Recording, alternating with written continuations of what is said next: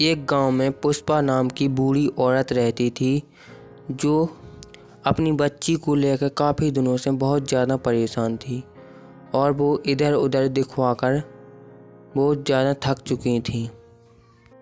पुष्पा ने अपने अगल बगल के सभी गांव में अपनी बच्ची को दिखवाकर थक चुकी हैं। अब ऐसा कोई भी गांव नहीं बचा है कि जहां अपनी लड़की को नहीं दिखवाया है। एक दिन पुष्पा ने अपने दूर के गांव में जाने का सोचा और वो अकेली निकल जाती है। दूसरे दिन पुष्पा मंगलपुर गांव में पहुंच जाती है। वहां पर देखती है तो वहां पर तो कोई भी नज़र नहीं आता है और सोचने लगती है, अरे मैं कहाँ आ गई, यहाँ पर तो कोई भी दिखाई नहीं दे रहा है। थोड़ी देर के बाद एक तांत्रिक चला आता है। वह बुढ़िया उस तांत्रिक को अपनी स्थिति को बताती है। बुढ़िया की पूरी बात सुनने के बाद तांत्रिक ने कहा, यह एक बहुत ही गंभीर विषय है, इसके लिए हमें आपके घर जाना पड़ेगा। बुढ़िया ने कहा कि मेरी बच्ची को कुछ होगा तो नहीं। तो तांत्रिक कहता है, मुझे आप अभी अच्छी तरह से जानती नहीं हो, मैं कितना शक्तिशाली हूँ। मेरे आगे भूत प्रेत दुम दबाकर भाग जाते हैं।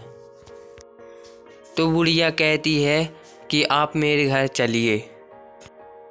तो बुढ़िया कहती है, देखिए ना तांत्रिक जी, अभी भी मेरी बच्ची रो रही है, तो आप इसे जल्दी से ठीक कर दीजिए।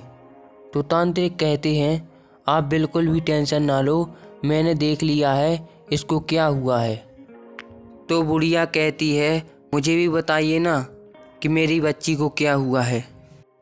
तो तांत्रिक कहता है, आपकी बच्ची को चुड़ैल लगी हुई है जो ऐसे नहीं जाएगी, इसके लिए आपको पूजा लगेगी और कुछ पैसे भी लगेंगे। तो बुढ़िया कहती है, आप अपना काम कीजिए, आपको सब कुछ मिलेगा। तो तांत्रिक कहता है कि आप मुझे पैसे दीजिए, मैं पूजा का सामान ले आता हूँ। तो बुढ़िया फटाफट पैसे लेकर आती है और तांत्रिक को दे देती है।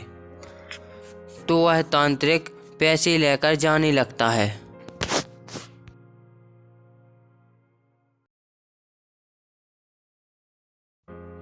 एक रात बीतने के बाद बच्ची की हालत और भी ज़्यादा गंभीर हो चुकी थी और तांत्रिक पैसे लेकर भाग जाता है।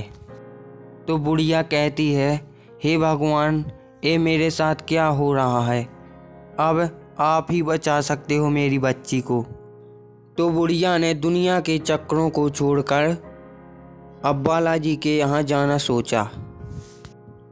तो अगले ही दिन बालाजी के यहाँ आ जाती हैं और बालाजी से प्रार्थना करती हैं कि हे भगवान, हमारी बच्ची को ठीक करो, हम दुनिया से हार चुके हैं, अब मुझे कहीं जाने की ज़रूरत नहीं है, अब आपको ही ठीक करना होगा। तो फिर बालाजी ने अपनी शक्तियों से उस बच्ची को ठीक किया।